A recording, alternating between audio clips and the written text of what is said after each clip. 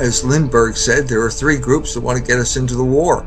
And he said the three groups were the English, the Roosevelt administration, and the Jews. Now, Charles Lindbergh was a certified American hero. He had flown a plane called the Spirit of St. Louis across the Atlantic Ocean. He was idolized by Henry Ford. This was a group of people who felt that a lot of them were of German heritage, didn't want to get into a war, didn't like the idea of war, felt that it was antithetical to everything that they believed in, the America stood for. And they found themselves up against the international financiers who had money invested in foreign markets. And if there were no war, they were going to lose their shirts. We know now that Pearl Harbor, that Roosevelt knew in advance about the attack. They had cracked the code, and he basically allowed over 2,000 Americans to die to create the shock wave that would propel America into the war. At that point, America First was over. 1941, there is no interest in the federal government to destroy the manufacturing base of the United States. This has to become the arsenal for democracy. We need that Ford plant in Willow Run to make bombers instead of trucks. And so it's all been repurposed, reconfigured, and it starts churning out weapons to win the war. We must be the great arsenal of democracy. For us, this is an emergency as serious as war itself. We must apply ourselves to our task with the same resolution, the same sense of urgency, the same spirit of patriotism and sacrifice as we would show were we at war.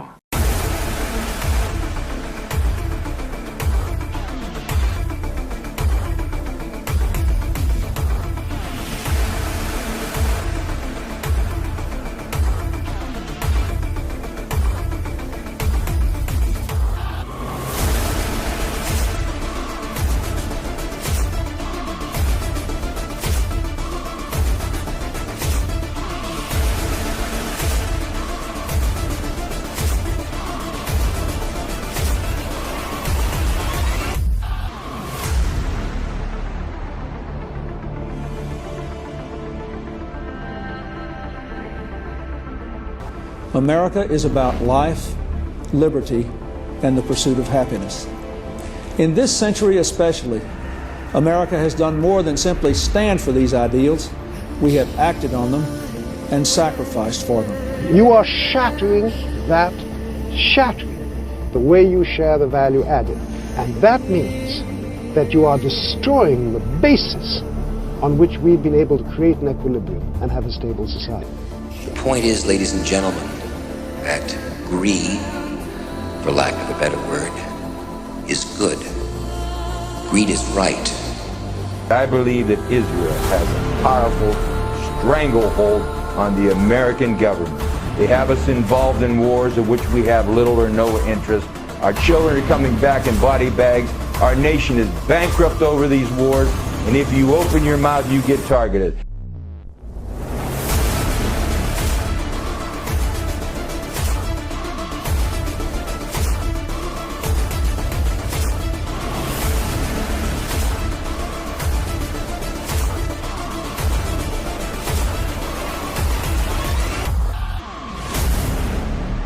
If the soldiers who stormed the beaches in Normandy in June 1944 could see England as it is today, they wouldn't have gone 40 yards up that beach.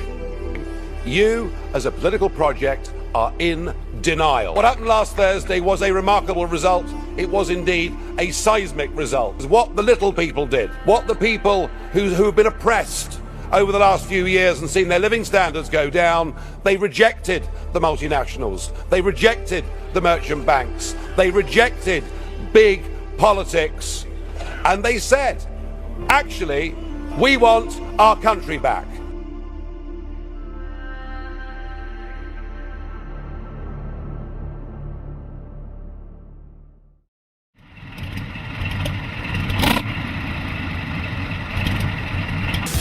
Well, I'm not a crook. I've earned everything I've got. Military-industrial complex.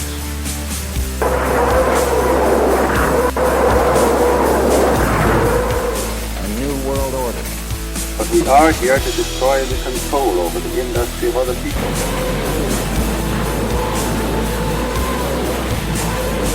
I did not trade arms for hostages. It's been time theater.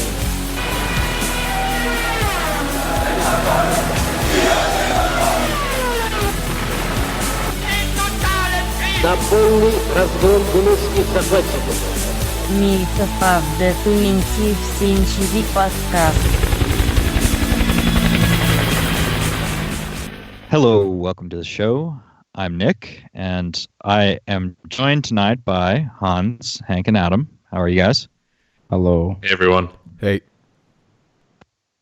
I have been absent for, 2 weeks or something. I've been traveling, and I'm back now. So what we're going to do today is we're having an After Dark program, and this is After Dark Shill Edition, because Adam has written a book, and for the details as to how to get a copy of the book, I will turn it over to Adam. Yeah, so this is first and foremost a companion piece to the show, as well as, in my view, a very wonderful and thoughtful audience. And so what we've decided to do is to actually give this out to anybody who's donated whatever amount, doesn't matter, as long as you've been generous enough to show appreciation for the time we've put into this. We want to show appreciation to you. So all you have to do, if you've used Patreon, is email Nick. You want to give your email address real quick? Yeah, my email address is N, as in Nick, NMM20c at tutanoda.com. And just when you email me, if you donate through the Patreon, just say what name you had donated under, and then I will, and whatever email, if the email is different than the one that you were sending an email to me that you'd like to receive the book on for whatever reason, just tell me what email you want to receive the book on, and you will have it sent to you. Yeah, and also Bitcoin is totally cool, whatever amount. And the format is digital, so this is going to be a download link. And a little bit about the format of the book. It is using a lot of, since I do the editing for this show, I have a massive library at this point of thousands of images that go into each show on YouTube, as well as the thumbnail art and things like that. And so doing that in addition to a little bit of research and just being online and being involved in this dissident right movement for years now, I've come across quite a bit of material, and I tried to distill as much of like the essence of, I think, what we're discovering and trying to build over the past several years, and put something together that I think is a coherent, one, analysis, two, a breakdown of some strategies, and three, what I personally advocate for in terms of what I think we can do to improve our people, ourselves, and our movement and all that. So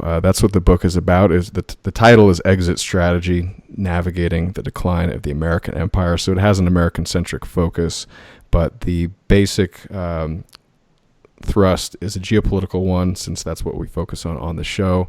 It includes also a lot of practical stuff, which is what I personally like, but there are tons and tons of anecdotes and things that you'll probably all be familiar with. But what I try to do, in addition to talking about the problems and analyzing them and seeing who the forces are behind that, I try to get into some solutions, which is arguably the most difficult part. And part of the reason I did this was I wanted to hear people's feedback, and this is a collaborative process. Nobody can claim to know exactly how things are going to unfold, let alone how they're going to fix them. So what I would like personally is anybody who has constructive feedback. I am very happy to hear your thoughts on this, because this is a very hard problem of navigating a falling empire, which is how I think all of us view the American nation, plus overseas military bases and the influence it bears on the rest of the world. I should like to add that some people have asked me whether or not Satire will get a book, and yes, Satire will get a copy of the book. Yeah, it's our honor. Thanks so much for being such a hilarious as well as a sincere promoter of what we try to do, and also being a writer on the American Sun. So basically we're trying to show appreciation back to anybody who's been kind to us. So that's the basic idea. So yes, he's been a friend for quite some time. So Adam, why did you decide to write a book? Well, I guess that's the first question. I've never written a book before, and that's probably the simplest first thing I can think of. It was a big challenge, a lot bigger than I thought, to be honest. And it was also it was a way for me to try to distill and synthesize a lot of the complexity that we all try to do on a weekly basis, but do it in a way that is in a different format. And I'm a believer of the way to understand more of the world is to experience it and look at it from different angles. And so this is another angle. It's basically a written format as opposed to a spoken one, or one that is audio visual, as we do on YouTube. And in doing so, I was able to sort of filter out, I think, a lot of the stuff that didn't make sense when you look at it in context. And so putting things in context helps a lot for me. And I just had tons and tons of thoughts that were not organized. And so I did my best to basically distill this into sections. And I'll just give a brief preview of the sections, since I'm talking about, why I wanted to do this, because I think this gets to me what people should be doing when they're focused on problems like this. Ultimately, they should be able to think of a way to get out of the problem and hopefully build something that's better. And so that was the goal I had at the end of the book. And so the beginning is basically, there's three sections. The first one is called Bust Out. Second one is Break Out. And the third one is Build Out. And so the first one is basically, how do the elite take over the country and the world? That's the bust out aspect. How do they turn it into kind of a looting operation for them in some ways? The second one is more of like low level as opposed to high level stuff. It's more battlegrounds. Where are you seeing this happen to you in your personal life and your community? Give tons and tons of examples of that through the media, propaganda, education system, work environment, things like that. And the last one is sort of a reflection of my life and the past few years in particular in trying to exit the system and then also build an alternative or parallel system to buttress my life and also work as a base for people who are also in our community who need to have something that is going to actually do something good for them as opposed to extract or enslave them, which is unfortunately what our system seems to have turned into slowly but surely. So those are the things that I was passionate about and what I wanted to write. And to give the last simple answer, I live in a place where there's very long winters, so I thought it'd be a good opportunity to do something while the snow was piled up outside my window. Yeah, I'll say one of the things that I noticed when I was reading it, there's a lot of effort put into the like visual layout and what's actually accompanying the text. It almost kind of struck me as kind of if you've ever read How to Bomb the U.S. Government, the Sam Hyde book. Yeah, I'll take that as a compliment. Yeah.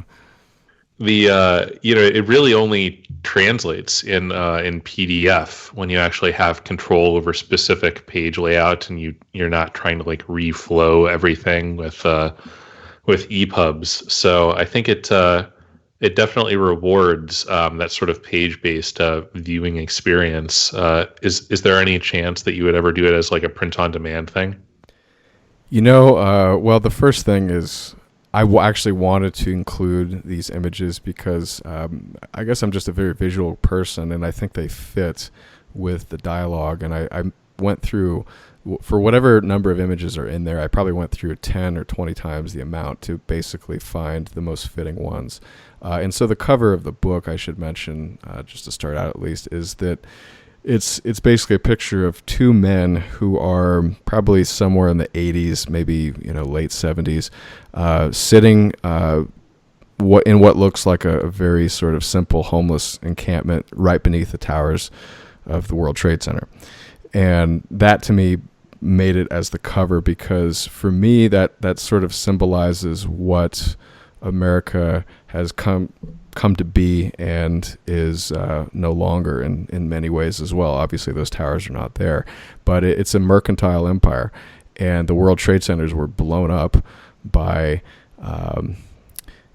anybody's guess is valid at this point, but I do not believe the official story. And so, since the title of our show is Myths of the 20th Century, I thought that would be an appropriate title or cover for our show.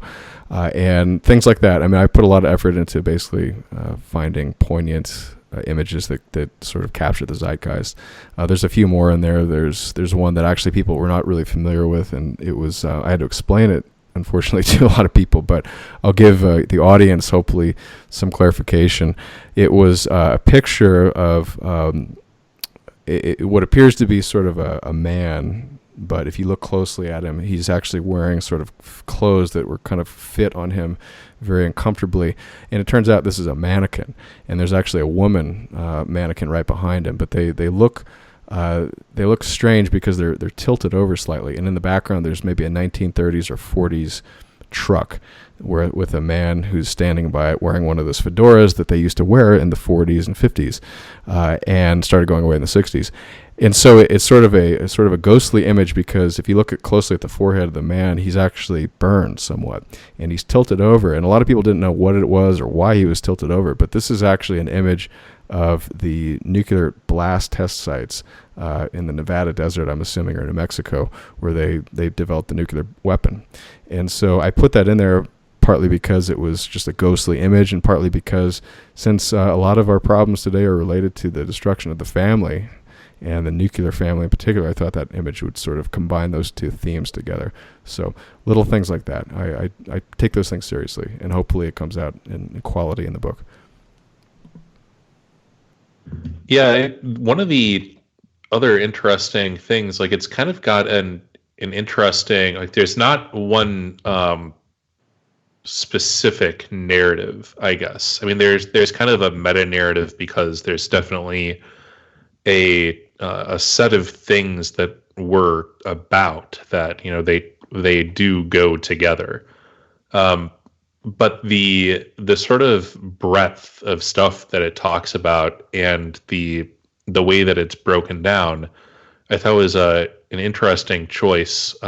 It's not like a how-to manual or like a kind of manifesto, I guess you could say. Like it's not a Bannon-esque, this is my 5-point plan for like why things suck and like what to do. It's very kind of perspective, which I thought was a nice effect. But I'm wondering if you could talk a little bit about kind of how you chose what to talk about in the book. That's a good question. I some of the feedback I've received from people is that it's kind of very analytical, and it may not be something that people would read, on a beach and just be swept up in the journey of things. There are a lot of sections that are kind of subsections of other subsections. It actually is a kind of a reflection of how I organize things, and I like to group things into categories and then have subcategories within them because it helps me find and navigate complexity. Now, why did I choose what I chose to talk about? It's basically looking in reflection at the topics we've focused on and tried to pull out what I thought was the most insightful to somebody who may not have thought about some of these things before. And if you have, you've probably heard of these ideas. But what I also tried to do was include those things that are common myths of our society, and then try to offer evidence for why those myths are incorrect, or why they're actually myths, and then try to give evidence for the truth, which is first and foremost what you need to do if you're going to understand the world, and then more importantly, how you're actually going to deal with it. Because if you don't even understand your surroundings, you're not going to be able to operate correctly. And so that was my first goal, is try to identify things that are worthy of identifying as propaganda effectively in our society. So, things like, everybody knows this in our sort of circles, but things like, okay, why is feminism breaking families up? Why is mass immigration causing difficulties in communities? Why is the joblessness of 30% of Americans, which are effectively out of work because they're not seeking it, it's not included the unemployment rate? Why is that happening? I have a chapter of the book called The Four Horsemen of the Economic Apocalypse, and I basically break it down to the cause of immigration, feminism, automation, and I had one more, so I'll have to look it up. But basically, there's big factors that are driving these things, and I try to identify them and do my best as a scholar to pull credible sources for these sorts of things. And so there's a lot of citations, and it's, I would say, not exactly something that a university professor would put out, because there are a lot of graphics in there, and I actually made a few of them as well. There's one that I'm particularly happy with, which basically shows the trade-offs between automation and happiness. And so the more automation you have, the more efficient you are. And I think there actually is an increase in the happiness, but only to a point, because effectively if people are made redundant, people who control the automation may not want them around anymore. And actually I think we're already seeing that. And so I made a little graph showing that sort of those two dynamics happening on a two-dimensional surface. And so little things like that, I try to make it somewhat scientific, but there's not too many equations in it. There's not too many things that hopefully won't put people to sleep. So those are the sort of reasons I put those things in there. It was just, to me, these are things that I've learned personally through doing the show and also thinking about things on my own. And I thought it would be useful as a guide, kind of like a hitchhiker's guide to the American empire kind of thing. One of the things I found great about it was that you could take any single piece or maybe any two pieces of paper in there, and you could distribute them as just sort of a single sort of anecdote for a specific topic. And you could just sort of, you can print those out and put them up as flyers, or you could just send them as a PNG file to someone very quickly. That makes it pretty digestible and redistributable. Whereas if you develop something with a lot of built-in context, like I'm thinking of the Gladio book that you cite, I can't remember the author's name, but that's a book that was very difficult to actually take a piece out of, right, and just give to someone and say, look, here's what was going on in the 50s and the 60s. Well, it wouldn't make any fucking sense. It would be the names of some random CIA agent or some random, low-level Vatican official in Italy who was maybe doing some kind of arms deal with some other guy down the street, and it provides very little insight.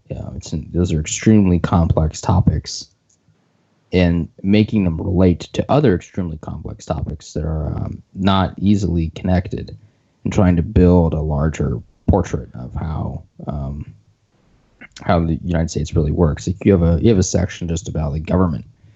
And then you quickly go into basic things that the government has been doing, mostly propagandizing, COINTELPRO, security state, deep state apparatus. A lot. When I was reading that, I was thinking that a lot of this is, ironically, in a lot of ways, what many predicted most of the communist regimes in the 20th century would turn out to be. There was a whole raft of literature throughout the 20th century, starting in the 30s, going all the way through the 80s, of failure modes for communist societies. How they'll end up, what they'll end up like, and ironically, every single possible failure mode has been replicated inside the United States today.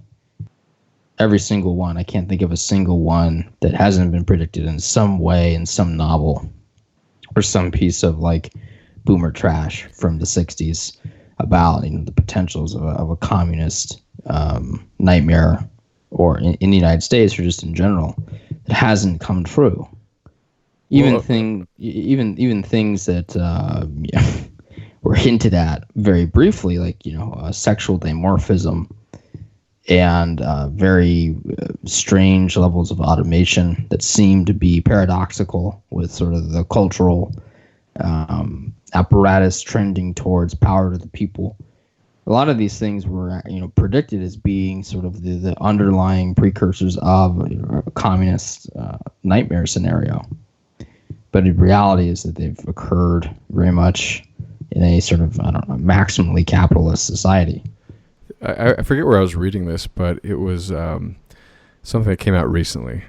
And it was a retrospective from a former communist country that was talking about how he was actually sort of observing this during communism of the West, in that the West had communism, but it was of a different form. So in his country, it was basically communism was, and I think I remember where I read this actually. It's PA. He's this Polish guy, and Hartiste cites him quite often. So if you haven't checked out his website, check it out. But he's actually from Poland, and so his memories obviously are from a formerly communist country. And he was basically saying that the struggle in communist countries at the time was the rich versus the poor, and it was about class. In the West, he was observing this actually during the quote-unquote official communism in Poland, that the West was making it about other things, but it was still communist because communism is about equality. And it was men versus women, for example. I mean, feminism really didn't take hold in places like Russia. It still hasn't. If you meet Russian men and women, they're very different. Sexually dimorphous, I guess, is the sort of cultural phenomenon that we would observe there. I mean, there's obviously biological differences that are inbuilt, but that was sort of his observation. I think he's right, and I think it's continued apace because the United States still has a lot of wealth in total, and I think the argument for the left at the time in the 60s was basically, the rich are taking over. But I think at the time America still had a fairly healthy middle class, and so it didn't appeal to people. And so that's probably explaining some of what we've seen today, is that sort of momentum built up around the sexual differences or fight for equality amongst them, and the racial differences as well, as what manifested today as the economy has declined. And so as people have been sucked into that even more because there's less compelling reasons to be openly capitalist, I think that's explaining a lot of the strife we see in America today. Well, let me ask, because most of the book is a downer. It's certainly not, there's nothing uplifting about it. It reminds me of Suicide of a Superpower by Pat Buchanan. I don't know if you guys have read that. Right. That was written 7 years ago. It's still very poignant. And a lot of the trends he actually elucidated have become more and more apparent. And he seemed to be very prophetic in what he was anticipating. It's also one of the best audiobooks I've ever really listened to because it's actually Pat Buchanan doing the whole book. So if you get a chance to just listen to it, I would, at this point, as a retrospective. But one of the things I got was that Suicide of Superpowers is just an incredible downer. There's nothing good coming down the pipe as far as Pat Buchanan could see, and that was more than half a decade ago at this point. Is there anything positive?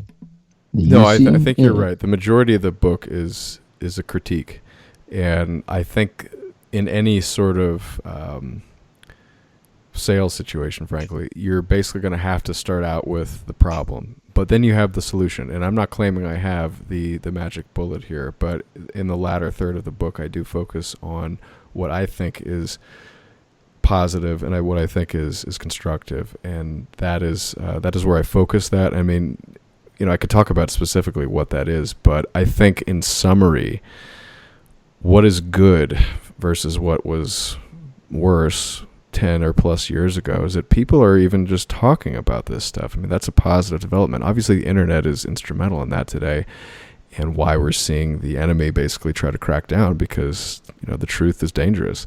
But I think that's the first thing that's positive. The second thing is that people are actually trying to not only talk about it, but they're trying to actually change their life. I mean, I've personally made quite a few changes that I think are strategically long-term what the right moves are going to be. I mean, specifically, I've gotten out of the big cities and tried to change my way of making a living that is no longer dependent on that way of life. And so I try to talk about ways that you can get off the system that in many ways is enslaving us.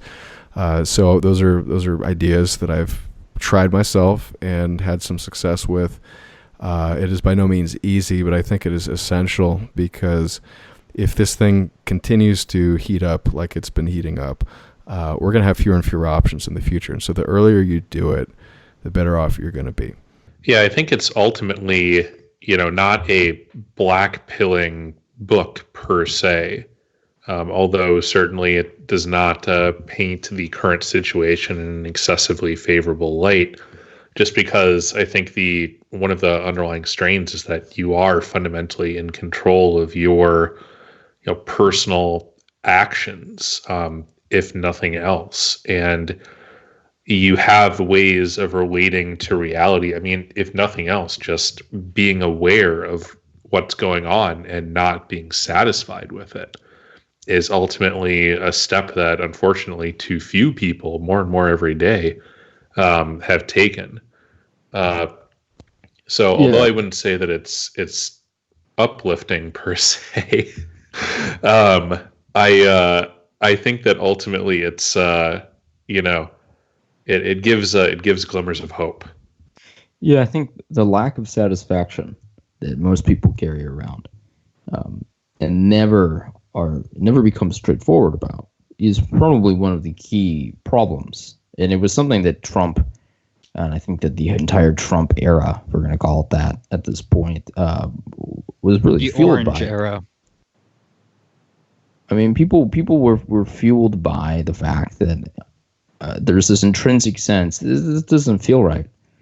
Something feels off. And you could see that reflected in Gallup polls, where for several years prior, there had been a slow buildup of people saying that they felt less confident about the future until it was hitting the majority of the country. And then it was hitting 60%. And then around the time Trump announced, it was 70% of the country was saying that they were uncertain and felt uneasy about the direction of the future of the country, and that their children's lives would be better than theirs. That was a clear sign that most people, or pretty much everyone, if 70% are saying that, that's more like 85% are feeling it, and that 15% just won't say it. But people are really feeling this sense that my life isn't going that well. It's probably either getting worse or it's stagnating.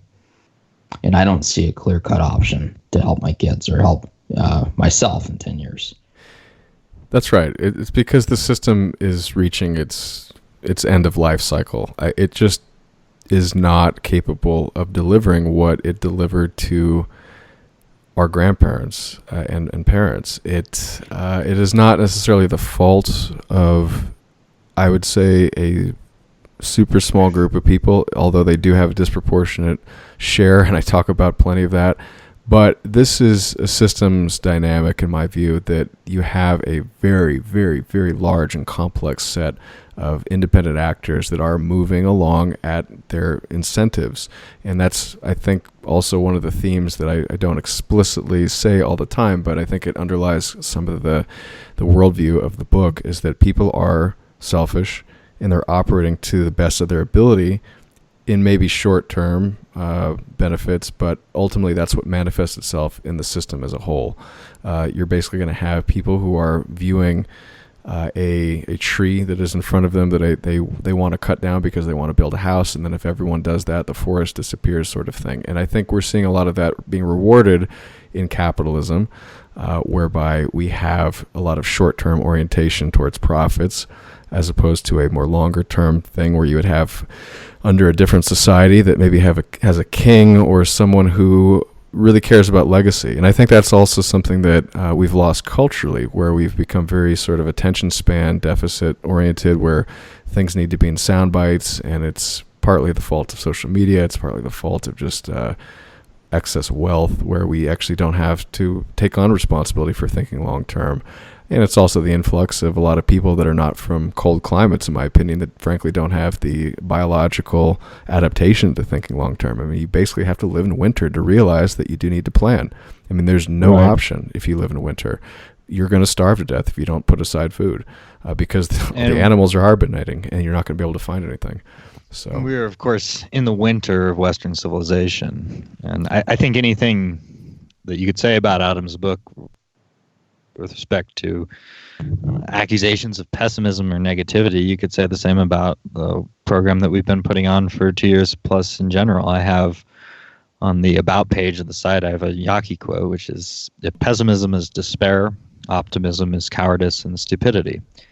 And I would like to think that for whatever we do get wrong, at the very least, what we try for is we try to look at history, we try to look at the 20th century, and by result of that, the situation that we're in now, when we do tangentially touch upon that from a realistic perspective. I consider myself a political realist, and I think you guys do as well. There's two things. There's one that I think Adam actually did a really good job on was in his sort of section, which is several pages long, dealing with this topic of empires and how empires have fallen and typically what happens to an empire in its life cycle. He does bring up Rome, which is the obvious parallel for, I think, the United States for a litany of reasons, not to mention the fact that the United States is very many ways a Rome LARP. But he does bring up the Austro-Hungarian Empire, which is something that I've tried to bring up to people many times, that you really should not be looking at Rome too much for a real idea of how a more modern breakdown will occur. The Austro-Hungarian Empire or the Ottoman Empire would be much better historical parallels because they deal with similar problems. One of the key problems of the Austro-Hungarian Empire that Rome didn't really have to face was the complexity and the closeness of ethnic groups. And that's something that the United States now has to deal with. Rome, towards its end, had flooded parts of its Italian heartland with people from all over. But the majority of the Italian peninsula and the majority of the old Roman heartland was still in many ways sort of Italic or I guess Roman. It had been severely depopulated. It was dysfunctional, but it wasn't a close-knit group of various peoples who had increasing levels of paranoia towards each other. That's how the Austro-Hungarian Empire collapsed. The Austro-Hungarian Empire predominantly collapsed because of three main ethnic groups, or I guess four, but three main ethnic groups in constant competition with each other. And were knowingly in competition with each other. And those would be German, Austrians, Hungarians, and Czechs. Most historical... And the Yugoslavs, obviously. I guess the Yugoslavs, but the Yugoslavs were relatively minor in this this main struggle. Part of the reason why the Austrian-Hungarian Empire was constantly dysfunctional for about 50 years prior till its end in World War I was the introduction of the Hungarians into the ruling class. And that was simply through demographics. That the Austro-Hungarian Empire had successfully grown the Hungarian population to such an extent that they were now too big to exclude from the franchise. The franchise of nobility and the aristocracy and sort of the ruling technocrats, if you could call them that at the time. They had to let them in. That's why they had to create a dual throne. And the demographics for the Czechs were also looking disastrous for the sort of Austrian-German class. If World War I had not occurred the way it did, or had not occurred at all, Austria-Hungary might have very well broken up or descended into mass civil war within 10 or so years, just because of Czech demographics. That the Czechs were poised to pitch a very similar scenario that the Hungarians had to the Austrians. So basically said, make this a tripartite throne to respect the level of Czechs in the country and grant us autonomous regions, the way you've granted the Hungarians, or we will secede. And the way that the Czechs were displaced throughout the Austro-Hungarian Empire would have been a total disaster for the empire as a whole, and it would have been very much a disaster for the German elite in the country. The institutions of the Austro-Hungarian Empire had been rotting for decades even prior to that. The Habsburgs were sort of this ridiculous family that really had no clue how to manage the country at all.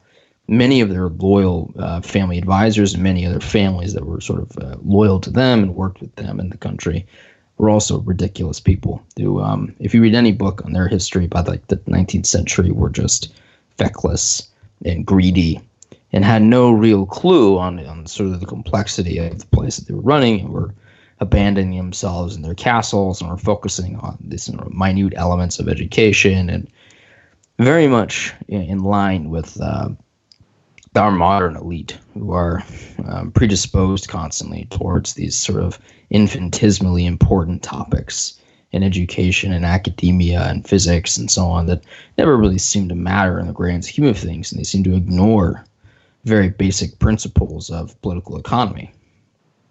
The Austrians had created a very strange system, the way that our elites have.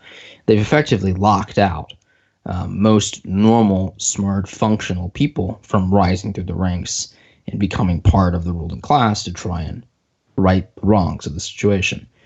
And instead of taking it upon themselves, as they had locked everyone else out, they did nothing. And they let the country rot.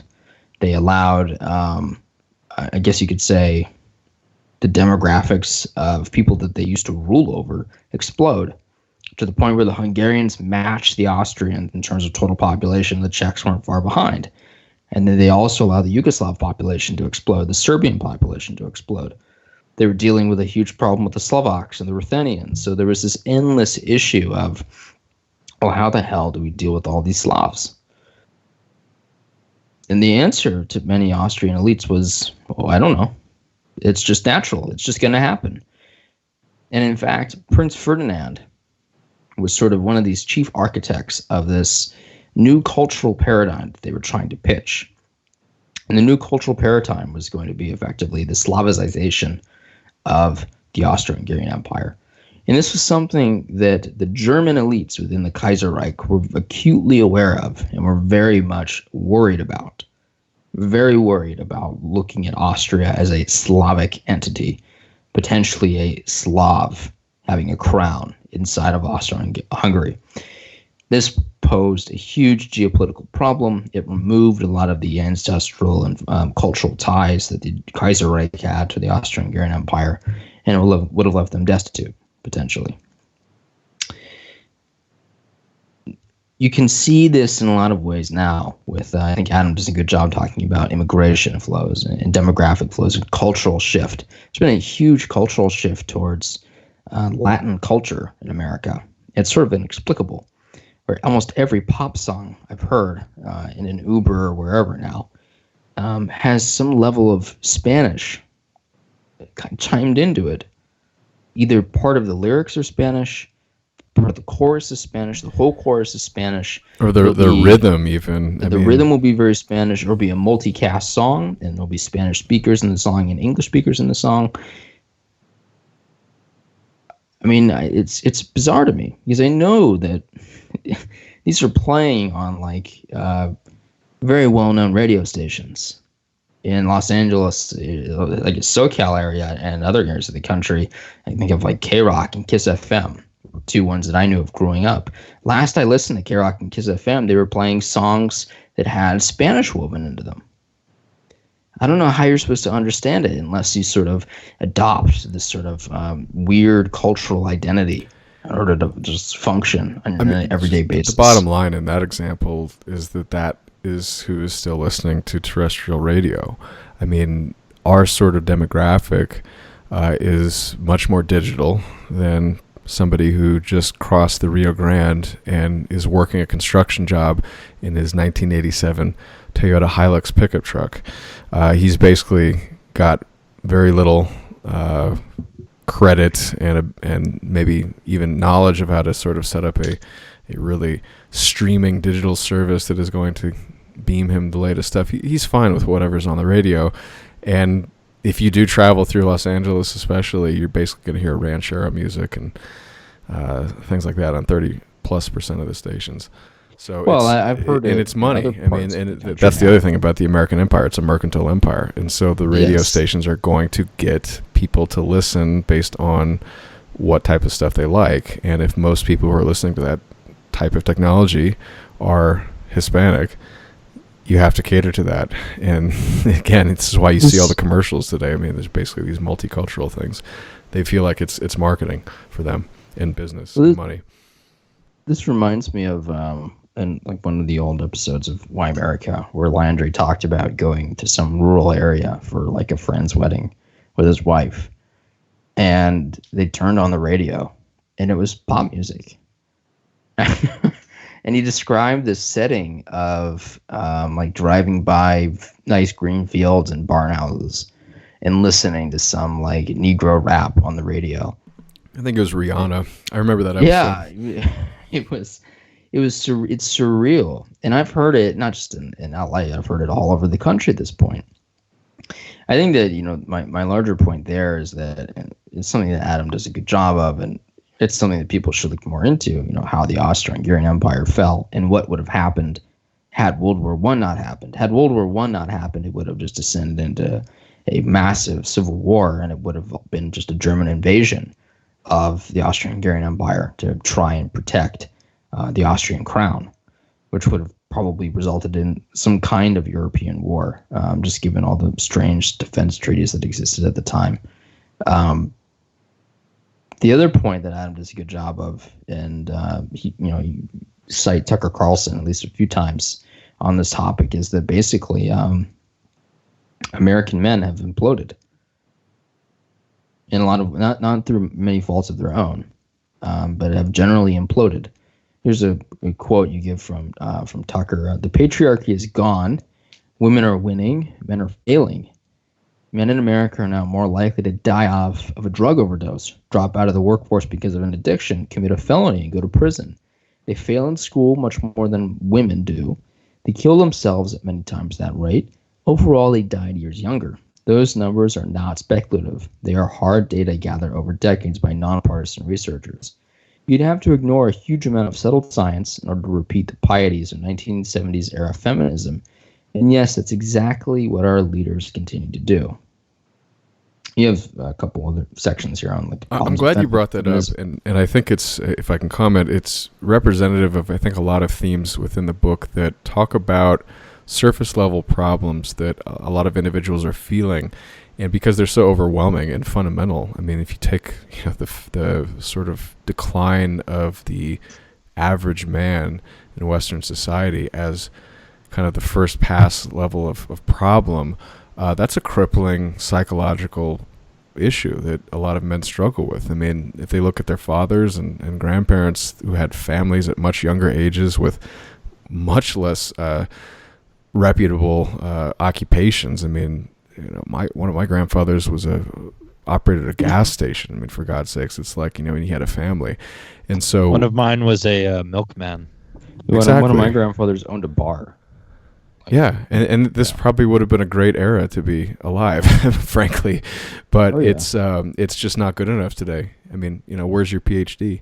But my broader point about that was that these things get people stuck, and because they're so fundamentally difficult to deal with, because if you don't have a wife, you feel like you have no future, you have no children, you have nothing, and so people dip into depression, they get angry, and they react. But what I try to do with that example, in addition to others, which I think are economic as well, is I try to get to the root causes. And feminism, in my opinion, is not actually the cause of most of our ills. It's a symptom. No. I think it's a symptom of modernity. It's a symptom of excess wealth, which is sort of a kind of an oxymoron in a way, but it's a decadent symptom. And it's also a symptom of, in my view, some of the elites' plans, and they're not, the entire story, but I think there's a quote I put in there from Isaac Asimov that literally said, the way we need to reduce population is by getting women to do interesting things, because then they'll be distracted from having a family. Yeah, I mean, that's official government policy. I mean, if you look at the UN population projections, they have explicit negative coefficients related to things like female employment and education. It's like, there's no African population bomb in some of these projections. The there was just a book that came out that was like, actually they way underestimate the magnitude of that effect, and that their claim was, which I don't actually believe, because the impact of education and various white collar employments is kind of limited by the ability of your economy to support those things, and there's just not enough slack in some place like Chad for that to have an effect. Like, you can't have 2/3 of your female population in school at any given time in Chad. Right. The country would just starve to death. But their claim was that they're actually going to have shrinking populations by the end of the century because of exactly that effect. Like, that's not like some sort of right-wing talking point or meme or something. That's the official recognized government diagnosis and solution. Well, it's going to be. I remember reading the articles about that book. It's two guys. I think they're both Canadian. They work for the UN, and there was a Wired article about it. Yep, that's the one. And the title of the Wired article was like, "The world might actually run out of people."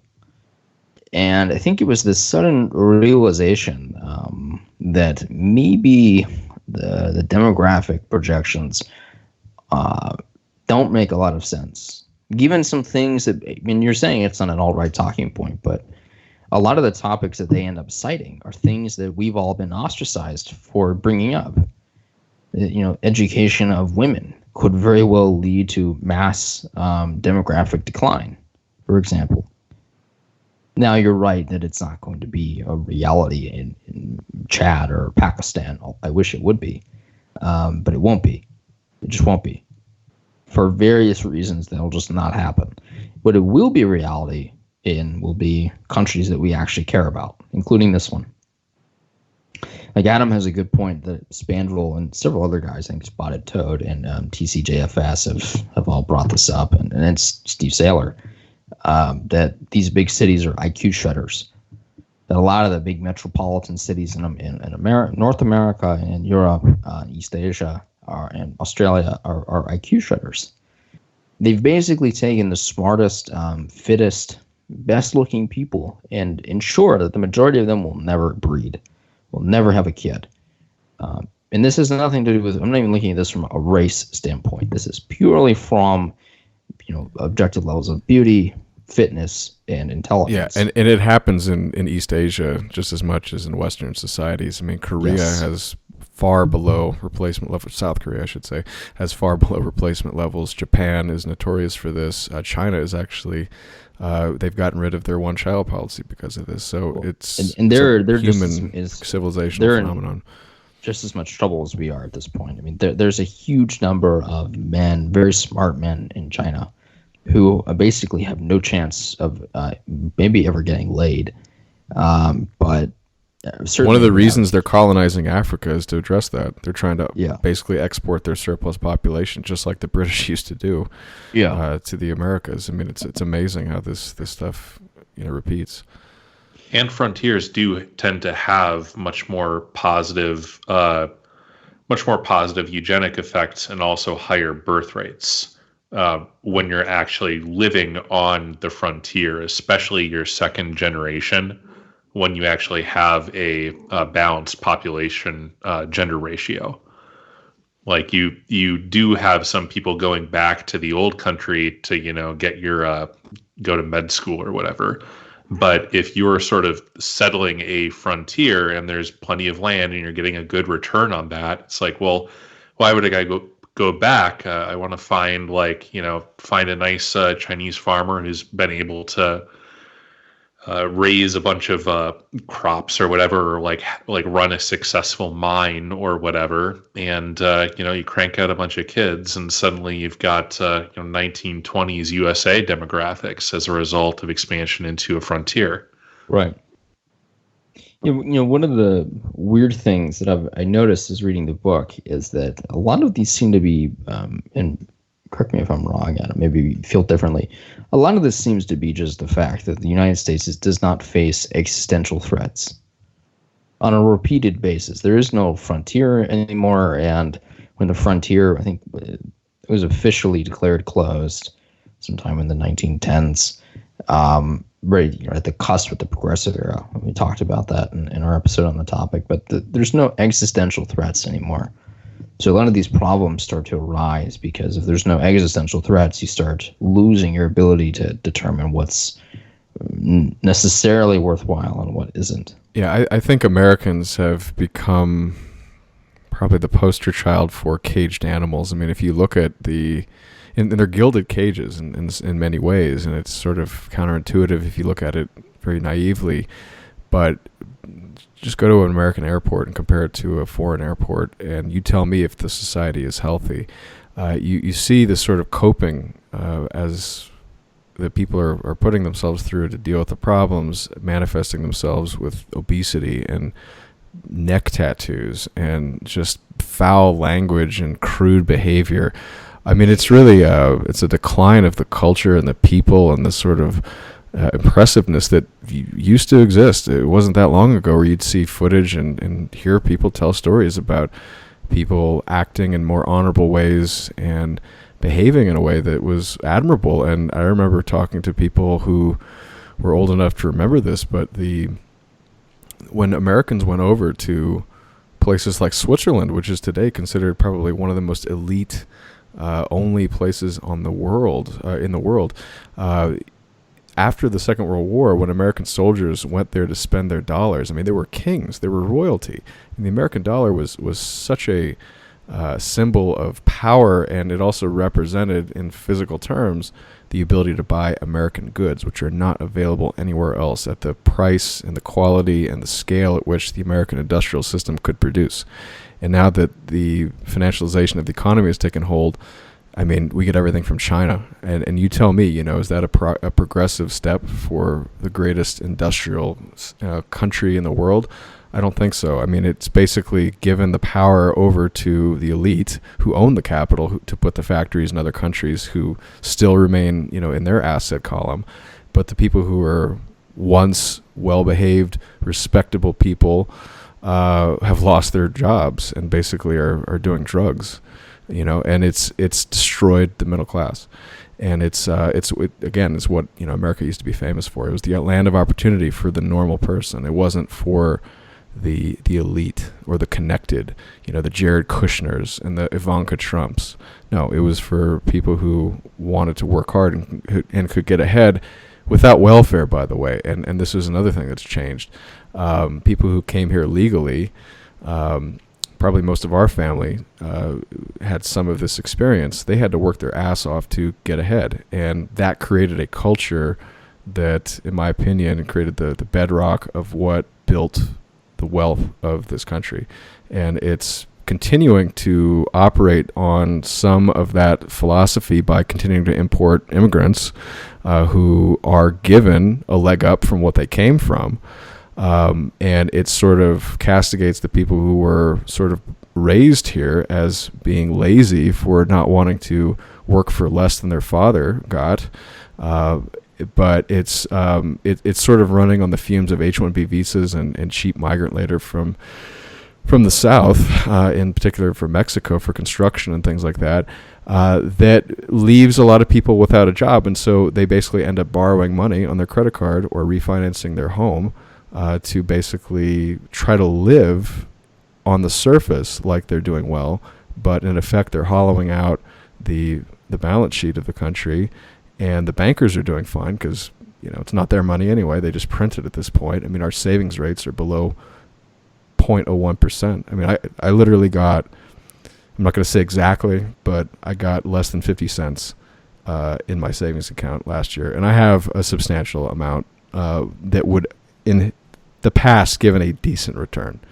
And so what they do is they get the money from the Federal Reserve and at 2%, and then they lend it out at 5%. I mean, there's no skill involved in that. And then when they blow up their bank, they get bailed out. And so in the book, I talk about alternative economics. I talk about basically more localism. I talk about having protectionism that does not favor individual industries. I have to underline that because that creates corruption opportunities. But in effect, you're giving normal human beings an opportunity to produce in a way that doesn't have to be in a hyper capitalist system like today, where everybody's competing against everybody on the whole planet. You're doing like what the author that I sort of based my pseudonym off of talked about, which is basically in Adam Smith's world, you had a baker down the street who was an honest character because he wanted to have a good reputation, and you had a shoemaker, and you had somebody who was good with horses, and it was a real community that actually was something that a normal person could aspire to be a part of, because it did not require 10 degrees and 4 trips abroad and 7 different languages under their belt and the ability to code while they sleep. It was basically, if you're a decent person and you don't steal from people, you can get ahead. And that is based on the fact that there's really just less competition, but it still has incentives for people to behave. And so that's sort of the thesis of the foundations of what I would believe to be a juster economy, and also one that makes people happier. It may not produce as much, and I think there's proof that it wouldn't. But you don't have to be communist. You don't have to be a Luddite either. You could still have manufacturing and complex technology, but you do need to have a balance, and we have no balance now. And I think that's the root of a lot of our problems, is that we have a very corrupt elite who control the government and who have basically tried to take over the world, and it hasn't worked. And there's some fundamental flaws in the way our empire works, as opposed to more coherent societies like China, who actually can run things for the benefit of most of their people, and it's just not working out. And I compare it, I guess, to Rome, where the system that fundamentally created the people that were strong enough to create that empire in the first place disappeared slowly but surely as they expanded their borders, because as you start incorporating slaves and foreigners and barbarians into your society and giving them the same incentives like we're doing in the United States to fight for that country, they suddenly realize that they're not like the people that are in the middle of the capital. And then they start getting resentful. And just like happened in Teutoburg Forest, when the German soldier who was trained to be a Roman soldier, his name was Arminius, decided that he was going to take those skills that the empire had taught him to lead a revolt of the Germans, the German tribes, against the Roman legions, and he decimated them and actually slowed or arguably stopped the ultimate advance of the frontier of the Roman Empire.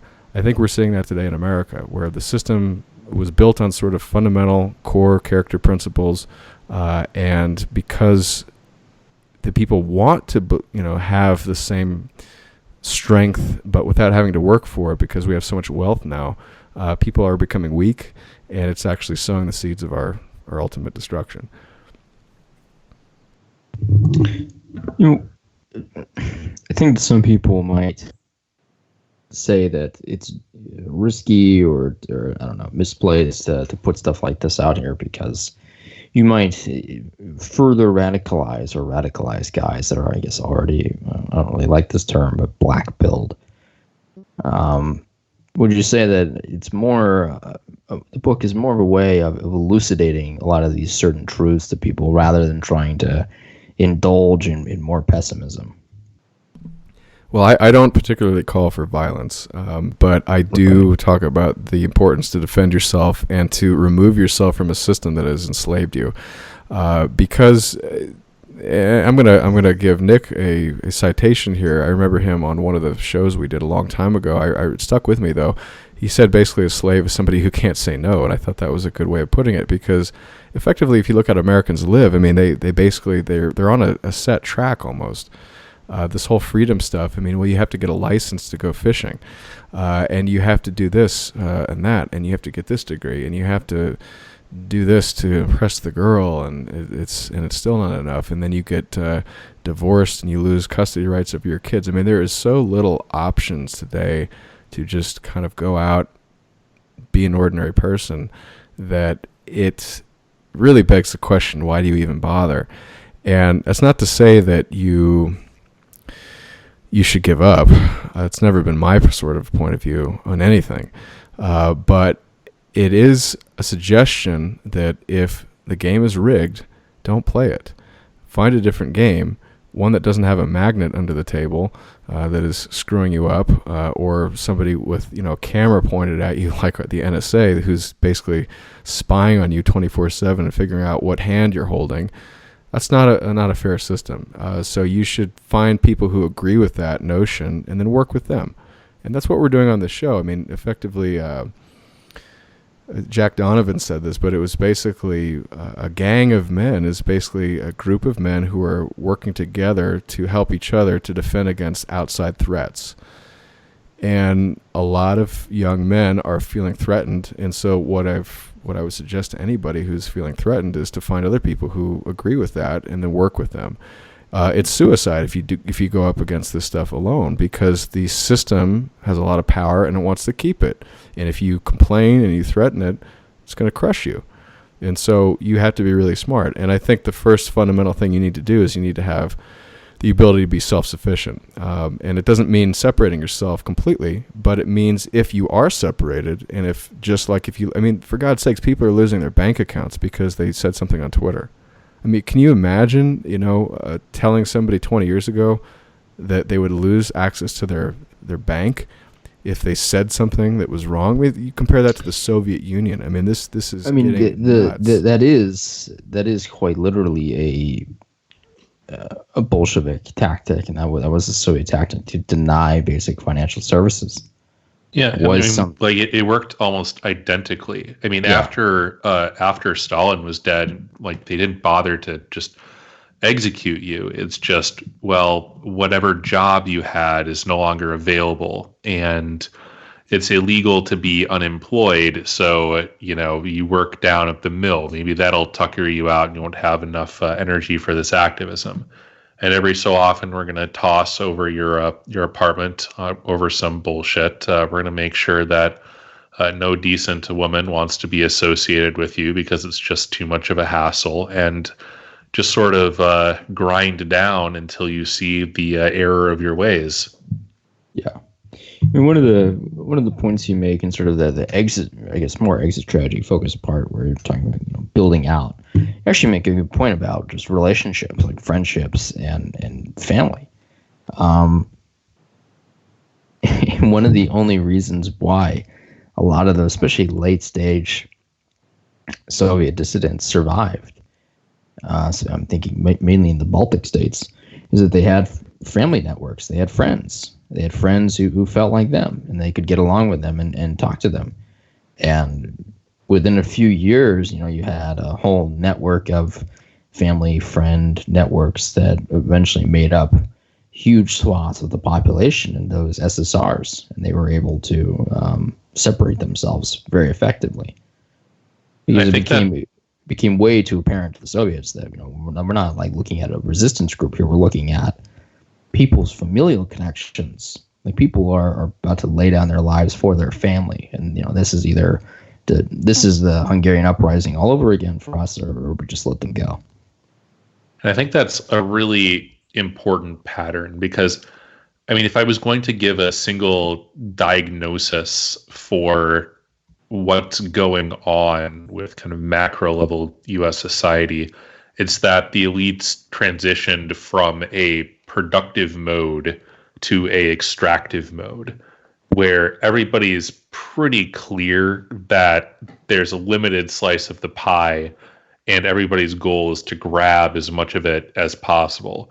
So they form these little cabals, and they carve out these little areas where they can do things like have monopolies on essential technology infrastructure, or where they can freeze out political opponents, so that if somebody does get elected who doesn't know how to toe the party line, it's very easy to isolate them until they get with the program.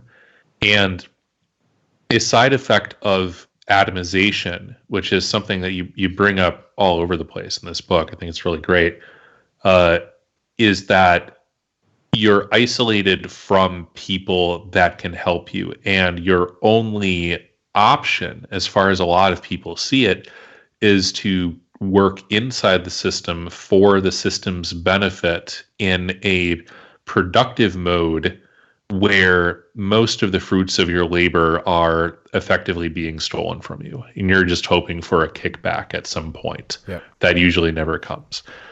And I think if most people just have the kind of the precept that this is what's in it for me, like how can I have friends who are able to do me a favor at the expense of this system and vice versa.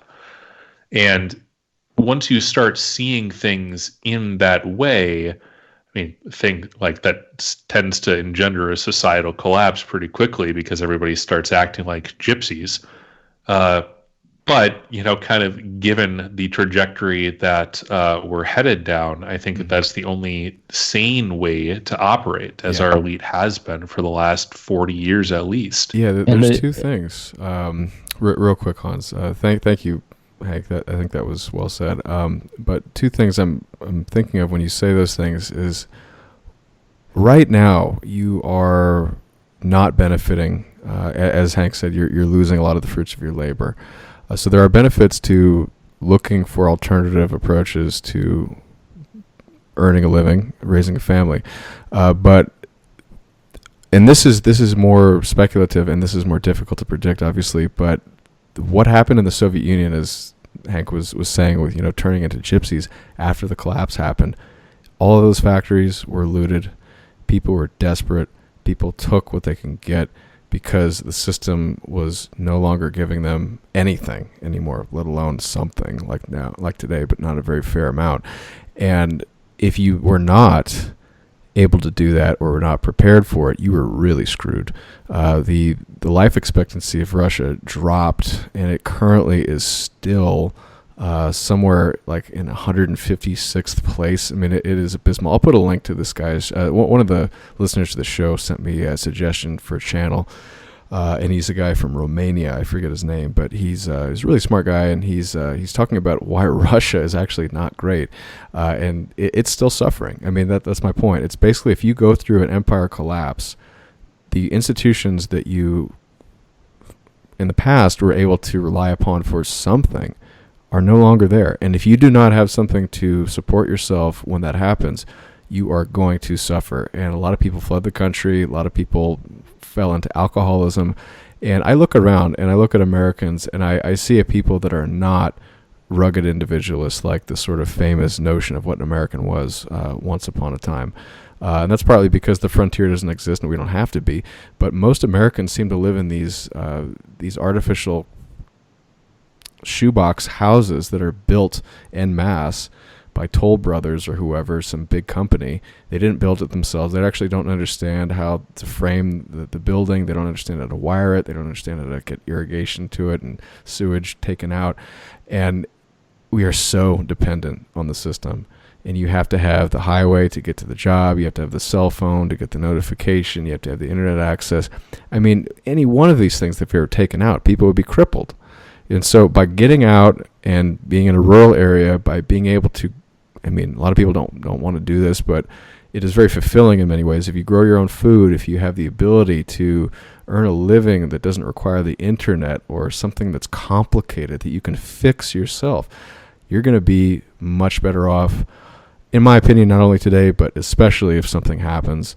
And I would say that is probably the biggest reason why you would want to get started. And it doesn't have to be all of a sudden, without any sort of planning or forethought, because we have the luxury of time at this point to do the proper planning in coordination with others. And if you can do that, you're going to be in a great position. And this is something Nick has brought up in the past as well, is that if you do that, you're going to be in a good position to actually have a legitimate case for power if the system is under stress, because you actually are in a stronger position, relatively speaking, and you are a credible source of leadership, because you can offer people something that is a benefit and improvement over what they're experiencing from a collapsed system. And so that gives you political power, and if you are able to leverage that properly, you are building the foundation for the next society. So Hans, please continue.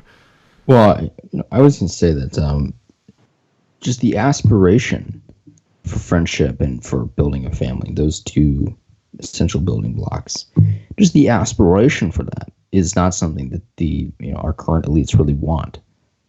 They don't want you to have real friends. They don't want you to want a family. They don't want you to aspire to any of that.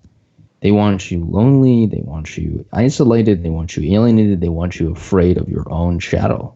And they certainly don't want you having a family and caring about something and be willing to lay down your life for something. That's just not in their agenda. So I just think that the aspiration for normalcy is incredibly powerful. And that's a huge part of just building out a future society. Be normal. Do normal things. Have normal priorities. Have normal priorities of I want friends, I want kids, I want a nice wife, I want to be able to provide for my kids, I want to do things that make me happy. Keep those as your sort of arc goals, your arch priorities. And watch it how your life improves.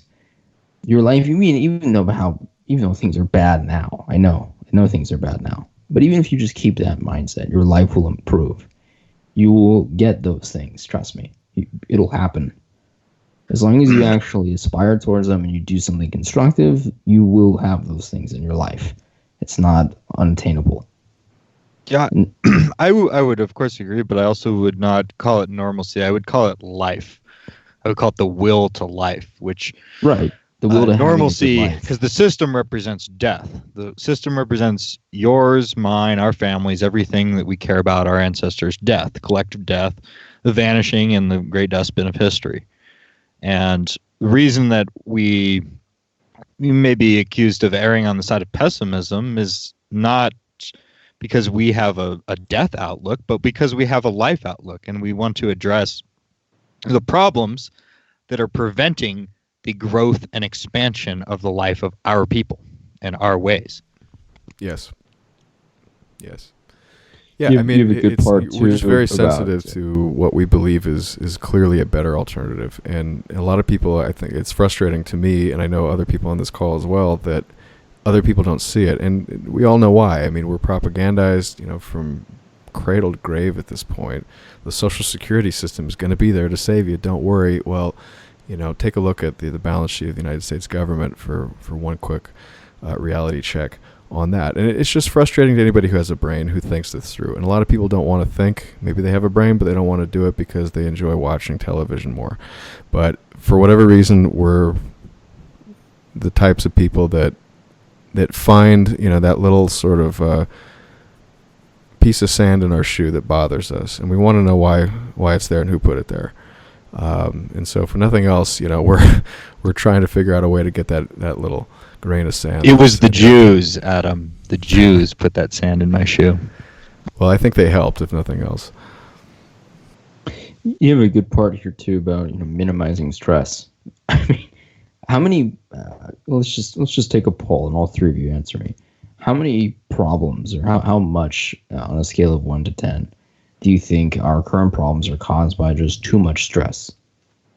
Too much stress in everyday life? A lot for me, just because I have a tendency to overthink things. And so getting to sleep at times is difficult. And so some of the things I talk about are basically putting things in perspective. It's like, you're not going to solve the universe's problems and realize you're one of trillions of other components to it, if not. I can't think of the term for higher numbers, but obviously it's greater than that. And so put things in perspective, realize that priorities and things, are ways of dealing with this, and there's always going to be another day, so that's how I cope with it. But yeah, no, it's a crippling thing if you let the black pill consume you. I mean, be aware of it, but it can destroy you. So that's... Well, there's a lot, but there's two kinds of stress. You have the healthy stress that is just you have responsibilities and you have the crunch and they need to be taken care of, and now that they're taken care of, then you can enjoy your whiskey and relax. It's fine. You've done your duty. Then there's the unhealthy stress of coping with an absolutely inhuman and unnatural system that's trying to kill us all. So the latter is responsible for much of our issues. Yes. Think. Yeah, when you talk about stress, I mean, I think it's important to realize that there's a lot of, as we sort of enter this. I don't necessarily want to say death spiral because that implies a sort of cataclysm, but as things become worse, I guess you could say, the parts of the system that are actually productive are worked down to the bone. Like you see this in the medical context, where if you have 2/3 of your patients aren't paying a dime, so the remainder has this horrible insurance racket where, well, we send you a bill for $1 million, and if you have insurance, then we knock it down to 40, but then we realize we screwed it up and we bill you for it. And nobody really knows who's paying whom how much, or how much they're going to be claiming to owe in the future. And it's exactly the sort of situation where, if you've hypothetically had a kid or you've had a loved one that's had a major surgery, there's just this blizzard of bullshit that happens where it would be so easy. Like, it's not like nobody's ever had a child at this hospital before, like to have this is what it is going to cost, like plus or minus if there's complications. And there's all sorts of systems that are set up this way intentionally as ways to get the last erg of energy out of somebody who has it to spare to a system that they're forced to participate in. So I think this is the genesis of a lot of this feeling. I mean, it's also just kind of the uncertainty. Like, you can be in a situation where, okay, I know this is going to suck. I know how much it is going to suck. And I know that, like, the situation will be done at the end of it.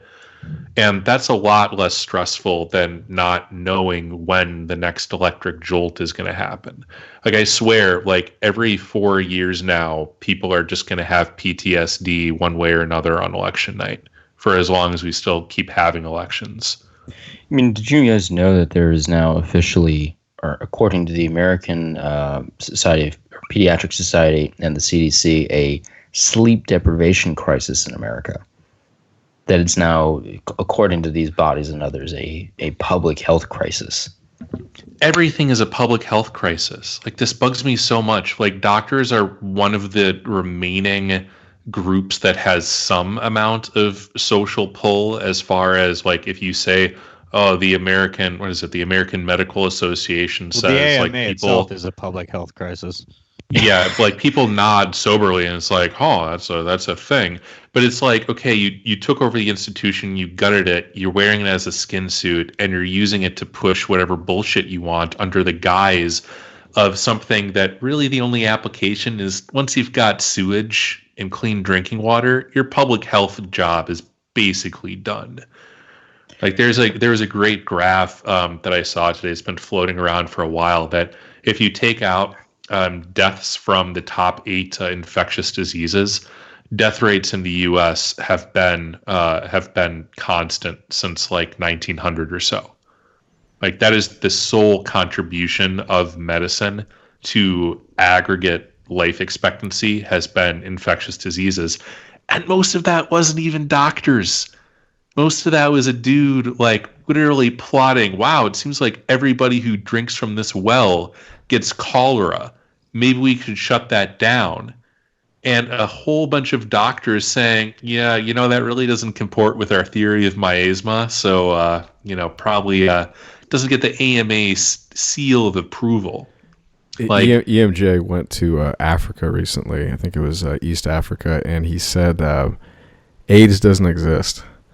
It's basically an amalgamation of various diseases that are caused that basically doctors can't really point to exactly. And that's what kills people when they have HIV. Right, it's a syndrome. Yes. Like, syndrome means we need a medical billing code for this. Like, a syndrome is not a disease. A syndrome is definitionally, I have, like, this collection of symptoms, maybe even this collection of syndromes spread out over an entire population where no two people have the same set of syndromes. Yeah, and they seem to be concentrated in people with incredibly poor sanitation, like in Africa, and also in homosexual bathhouses where they're sharing the same orifices in a network graph that would rival Facebook. So it's sanitation. You're right. Yeah.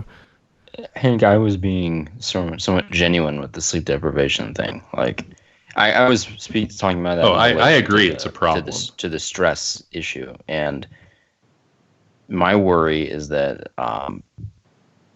it's a sign of two things. It's a sign of people, just like what Nick was saying, totally unable to cope with everyday life at this point, which would explain the opioid usage in huge swaths of the country. But I would also say that a greater and greater extent of it is people are working too many jobs. Like, I'll be honest with you, I took an Uber to the airport at like 4 a.m. not too long ago.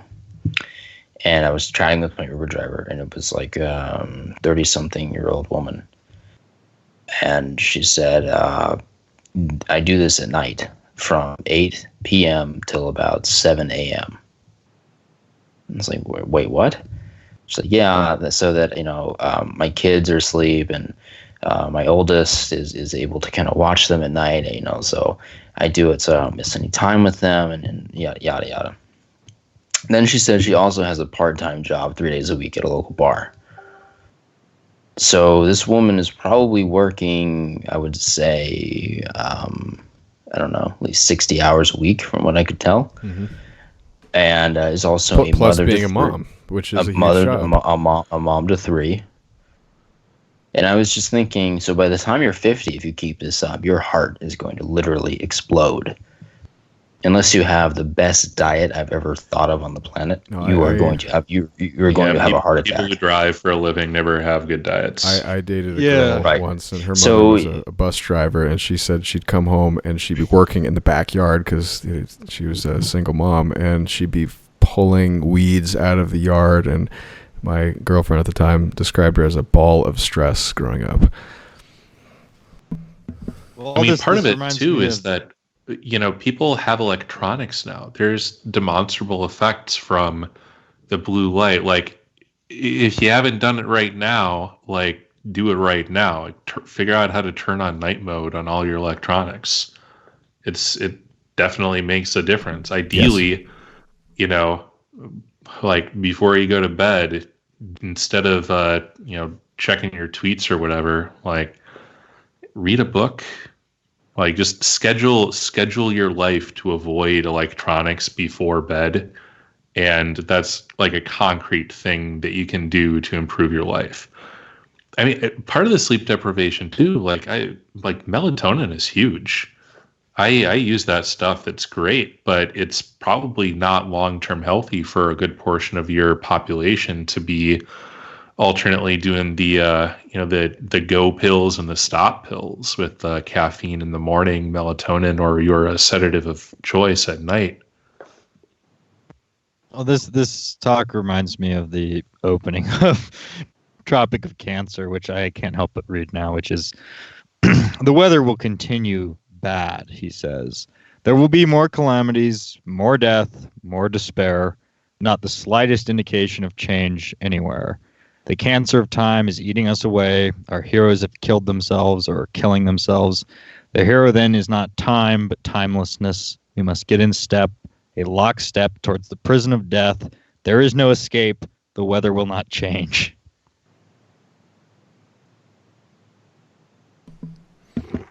Yeah, I mean, I think that the CDC, Tucker's been harping on about this a lot, yet for like the past 3 years now has noted a continuous decline in the standard of living for American males, basically. The American men, on every factor, every kind of every quality of life factor, sleep deprivation, drug usage, alcohol usage, weight problems, thyroid problems. I mean, everything you can imagine is just bad. Everything's bad. Yeah, and since the 70s, the average The wages American, or have been the stagnant. median, I should say, not the average, because the average includes the billionaires. So forget them for a second, because, well, I'm not a billionaire. I don't think anybody in this call is. But the median income of the American has not improved since 1972, thereabouts. And if you look at the charts of when we were engaged in, the Vietnam War, and then that was sort of tailing off, and there wasn't that sort of government spending anymore, and we're moving the factories offshore, we're increasing our imports of foreign goods that used to be made in the United States. Those jobs are going away, and basically the pressure that businesses felt to raise wages for workers is no longer felt when they can obtain that work overseas. Or through automation. And so that, in my opinion, has explained much of the decline in the average male worker in particular, who used to do the physical work. In addition to that, women enter the workforce, adding even more downward pressure on wages. And finally, it's the immigration as well. Well, I mean, it's not. Adam does a great job of explaining in detail the various components of this. But if you look around, if you look at this, you see the organic decay. The explanation is pretty simple. It's what you're looking at is the byproduct of parasitism. This is our enemies are perfectly fine. I mean, some of the their lower henchmen are sipping the poison themselves, but our real enemies they're doing quite well. They're living off of the blood, and the solution is very simple: you kill the parasite. Yeah, this is something that Kevin Michael Grace used to talk about. Like, have any of these people ever actually experienced anything bad in their lives? Or experienced anything bad in the last 10 years? Yeah, they ever been laid off. You really have divorce. to wonder. Yeah. Has anything, there's this old adage this old idea that sometimes things go wrong for rich people. Like, one of the things that Alex used to talk about was that a lot of the semi kind of wealthy industrialists basically lost their shirts and were totally wiped out. Some families were totally just destitute permanently in the Great Depression because a lot of them were long. They were all long for the most part on the U.S. market. And a lot of them just got totally just destroyed and never made a comeback. And it's very possible. That used to be possible. That used to be a thing that would happen. You used to see rich families get completely destroyed in land speculation deals, never to be seen again, lost to the dustbin of history. It used to be a real risk to being rich and powerful. Medieval kings in Europe had one of the highest death rates of any profession or title. It was very common for a medieval king or a medieval noble, regardless of country, to die. It's gone out of fashion ever since our previous. He would have been our man in the past, but he's really he's not had a good year, which would be Taleb, but it is a case of skin in the game. Right. And part of the reason they're willing to lead at the front as opposed to lead from the rear like our neocons seem to be wont to do was because they had large families and they knew that their sons and daughters would carry on their legacy and they would inherit the lands and they had a reason to fight to protect them. Today, if you look at places like Silicon Valley, I mean, there was an image of Sam Altman getting out of like an Uber to go to Davos, I think it was. And the caption of it was, Sam Altman pays $50,000 to have himself killed and uploaded to the internet or something ridiculous. I mean, he's a homosexual. He's a billionaire at this point. And so his life is basically trying to figure out what pleasure hole can I satisfy next. But he really doesn't care about how society turns out because he has no children, he has no stake in society, he has no skin in the game. I mean, it's unbelievable how sort of anti-human our society has become. Again, parasitism. They get the upside and they don't share in any of the downside. Like, as much as I think he's an interesting guy, Peter Thiel, is that guy going to leave on a legacy? Is there going to be someone to carry on the Thiel dynasty? PayPal just, I think, booted Owen Benjamin, so I guess that's his legacy. I mean, Zuckerberg is one kid. One kid. That guy could afford to have 20 kids. He's had one child. He's got Jarvis. And I think it's almost, he almost did it. I'm not even convinced that's his kid. It doesn't look anything like him. Well, that'll happen when you marry the Chinese grad student or whatever. Yeah, the kid's like 100% Chinese. Like the father. It's like this is going to be the most from well-financed school shooting in human history. Oh God. The high score is locked down. He's already posting on the Reddit Appa forum. Oh my God, man. Speaking of Davos, for the dissident writers that we saw who made a surprise visit to Davos, you should be ashamed of yourselves. Don't think we didn't see you, by the way. We know who you are. We weren't very big fans of that. We got a good laugh out of it, though. Whatever you were doing there, fucking parking cars or whatever. Oh, taking selfies. I hope they had good cocaine. Yeah, I hope you really enjoyed it there. But anyways, one of the things that Adam does really well too, for those still listening, this entire section at the end, basically on every little survival topic you could think of, everything from agriculture to what a megawatt is, to how to generate energy, to how to work with HVAC, to basic construction, what to have in your bug out bag. Right. These are all like really basic things, guys. And you shouldn't just read this and then think I'm going to go out in the woods. Think that you're Pine Tree Twitter after reading the last section of this book. Yeah. Spend some time reading up and practicing on some of these things. Not everything. Get good at some of them, and then make friends who are good at other things. It's to make you a better man, and it's to make you a better part of a team. And one of the best things about being part of a team is that you're respected. And if you're not respected in the team, you're not going to be in that team for very long if it's a decent team. And, I forget who it was a comedian who said it, but it was basically, I wouldn't want to be a member of a club that would have me. And it's like, that basically implies that he needs to be shooting higher if he's not in a group that, would sort of challenge him. I mean, you got to be good. And so this is about, personal development, obviously, but what I'm trying to get at is that our society is really not really worth salvaging at this point. And so we have to start with ourselves and then work out from there. And then you work with people who get it, who are capable, who respect you, and you respect them. And again, you'll develop a following just by virtue of the fact that you're just better than everybody else if you can do that. And you're going to get the power that we don't have that we want. You'd be surprised how many guys I've met that don't know how to use a screwdriver. I actually would be surprised. I mean, I've never seen that before. That don't know the basics of electricity. Now, I'm guessing they never took basic physics in high school, or they just didn't pay attention. Well, I'll admit, and I've taken courses in this stuff. Electricity is still a little bit magical to me. But there's very basic things. There's very basic units of measurement. There's very basic ways of calculating electrical flow, working with wires. Sure. Simple things that even my grandfather, a bar owner, knew how to do. Knew how to repair. There's the fork, and then there's where you should not put the fork. Right. Oh, here's a quick tip for anybody who doesn't know what side of the outlet not to put your finger in.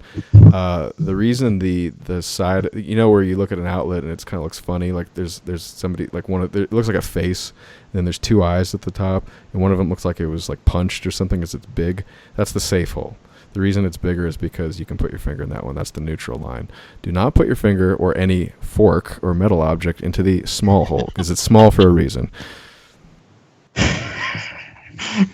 Our show could save your life. This is now a hardware home construction podcast. So if I'm going to recommend, I guess we're going to transition to home ec hours here. But if I had to recommend anything for cookware, I would really recommend cast iron. You guys got to get cast iron, and anything that's basic stoneware from like Le Creuset does. I mean, it's expensive. Very fancy. It's expensive, but it'll last you 10 years. It's amazing. If you don't have a cast iron pan, yes, you might want to get tested for grids. So there's a couple different kinds of cast iron. There's a couple American brands, but first of all, you can go to most antique stores, old hardware shops, garage sales, find a cast iron pan typically, because most people don't know what to do with them anymore. Well, one thing I will say about cast iron pan is you should treat it. Yes. Some people want to use vegetable oil. I would say you could use use good real quality olive oil, and what you do is you coat both sides of the pan and you heat it probably I think like 350 for about 2 hours, and you just let it coat onto the pan. The oil. There's a couple other ways of doing this, but first of all, you can find them in a lot of places. People don't know how to use them anymore.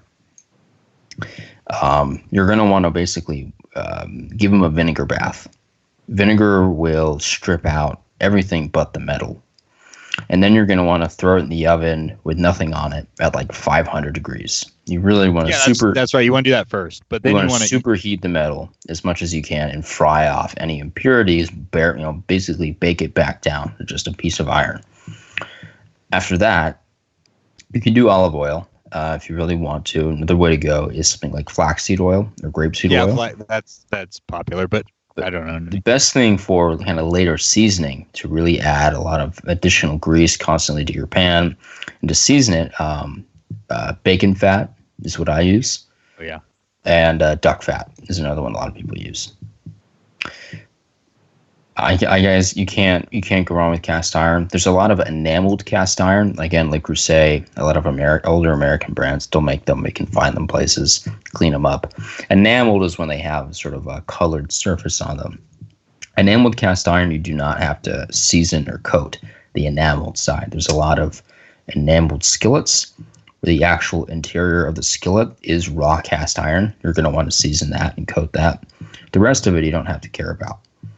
But I would recommend you guys just transition all of your cookware to that. Get away from plastic. Use wood or metal as much as you can, and everything. There's another great advantage of cast iron. I mean, you can use stainless steel on it. You can correct. Use a fork. You can and wood as long as it's not too hot. You can use wood to do whatever you need to do inside your cast iron pan. Metal ladles, metal tongs, wooden spoons, wooden spatulas. You guys can't go wrong with that. It's also a good neg when you go over to a woman's house. You just just start rifling through her cabinets. Be like, hey, where's your pan? Where's your cast iron? Yep. Step one, everyone you get a cast iron pan. Step two, global race war. Yeah.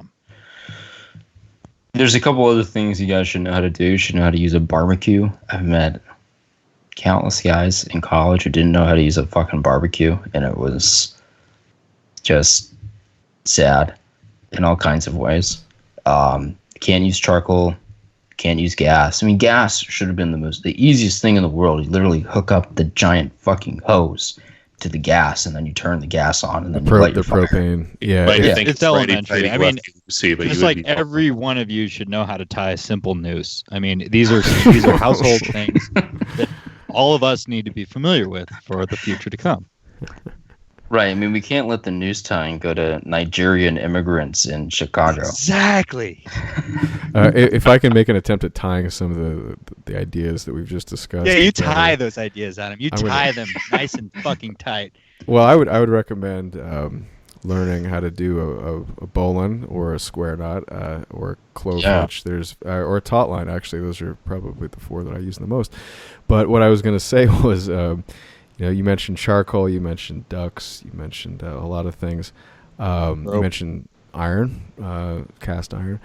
Yeah. So if you look at how medieval man, or not even medieval, but just like for most of history, frankly, it was before petroleum.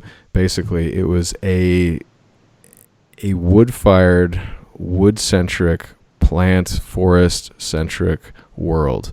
And if you can work with wood and know what wood can do, it's a wonderful material and resource. And you mentioned charcoal, for example. A lot of people probably don't know where charcoal comes from. I didn't understand how it was made. I knew it was made of wood, but I didn't know how. If you can actually, there's a great channel on YouTube, Primitive Technology, I believe it's called. This kid is amazing. And I'm not going to describe myself as being capable as him, but I actually have tried some of this stuff, and it's doable. So watch that while the internet still works, basically, is what I'm saying. And do some of it, more importantly. But you can make charcoal by basically burning just logs under a pile of earth, and then you have to insert a source of combustion into that. So maybe an existing log that's already been burning, it's very hot, and it will smolder. And what you create in the process, once it's all done and sort of smoked out, and then you basically uncover the pile, is you have this very high energy density material that can produce a heat that ordinary wood fire cannot. And that allows you to not only store the energy in a more efficient way that's not going to rot, but also it lets you do metalworking. It lets you actually melt metal. And that's the fundamental of one of the big fundamentals of our modern society, is actually understanding how metal works.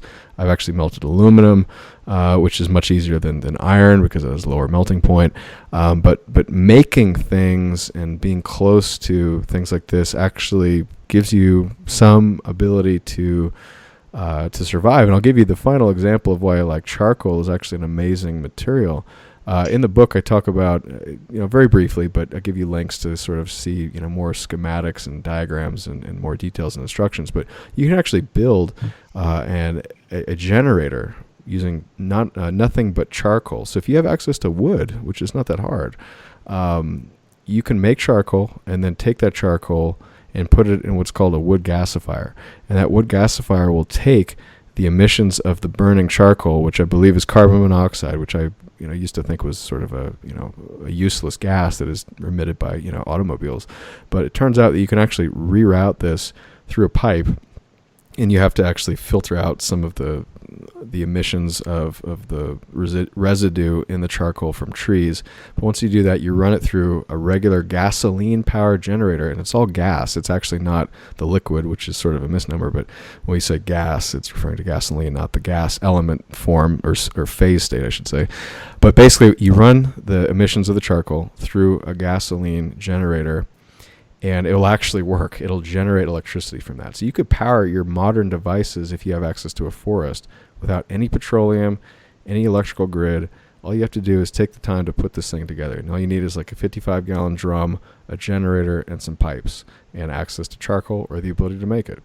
And so if you want to live rurally, if you want to go off-grid, and you have a mechanical inclination, and again, if you want to stand out from other people, I told this to a couple of neighbors of mine, and they've heard of this, but they've never seen it, and so it captivates people's attention. If you can build that, you're the guy now in that community. You're the guy who knows how to work with wood and metal and energy, and suddenly you're valuable, and suddenly you're important, and suddenly you have power, which is, again, what we need if we're going to take command of our society again.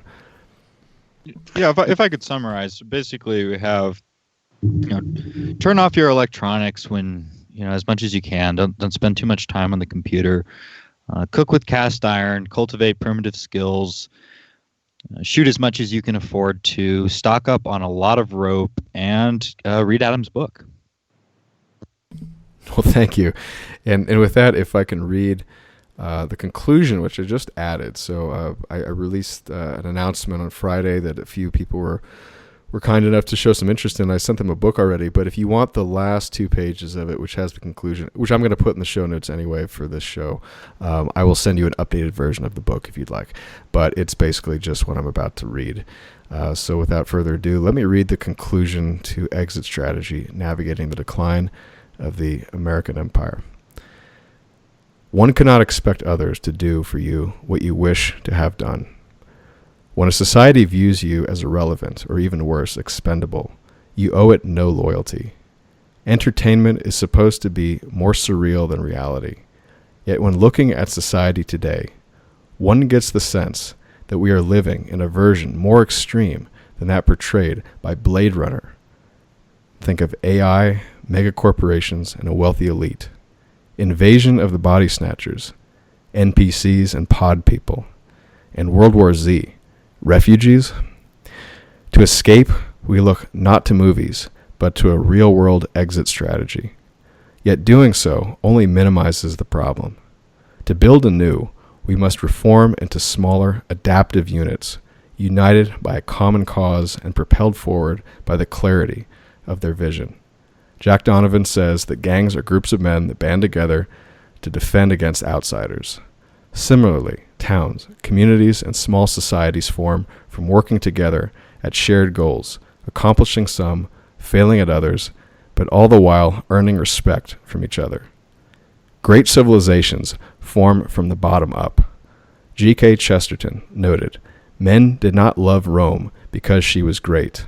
Rome was great because they had loved her." Things that form organically out of the hearts of people and their passions, dedication, and will form the building blocks of civilizations that go on to last for centuries. Very few societies, let alone civilizations, are able to accomplish such greatness by meticulous planning alone. Action in the real world requires experimentation, failure, adaptation, and evolution. Nothing can be thought out completely, perfectly beforehand. Therefore, civilizations must be flexible, must be composed of individuals willing to work together towards clear, concrete goals that improve the lives of the participants as well as the greater good. Greek and Roman monuments exist to this day and inspire people the world over. The descendants of these titans can be proud of their achievements while learning from their mistakes. What will be said in future generations of Homo capitalis's modern architecture of cold glass, steel, and concrete derived from an obsession with quarterly earnings reports and spreadsheet economics? Will it be one of affection or one of derision and shame like that for Homo Sovieticus's brutalist style that haunts the cities of the former Eastern Bloc? Your ancestors thought in terms of hundreds of years, and their buildings have lasted for thousands. If no one is coming, you must be strong, not only physically, but mentally and spiritually as well, in order to endure the challenge of building and commanding one's own space. Everyone dies. What matters in the end is what you leave behind. By living your philosophy now, you create foundations for others to build upon. The most successful among us will withstand the coming fires of civilizational collapse, and our legacies will be poised to inspire the next generation of civilization builders. Your legacy, our legacy, is a matter of will. What are you waiting for?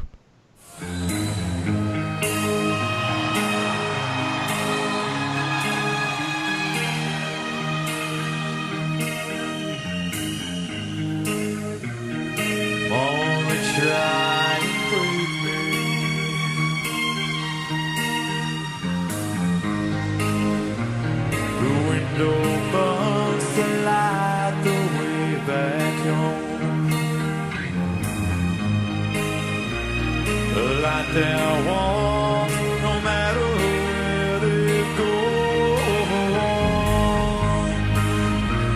They're off to find the hero of the day.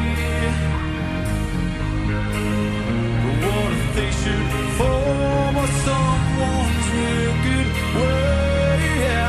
Still knowing no bugs, time slowly turns. Someone there is people's on those flames. Can't you feel your names? Can't you hear your babies crying? Yeah. Only try and break me.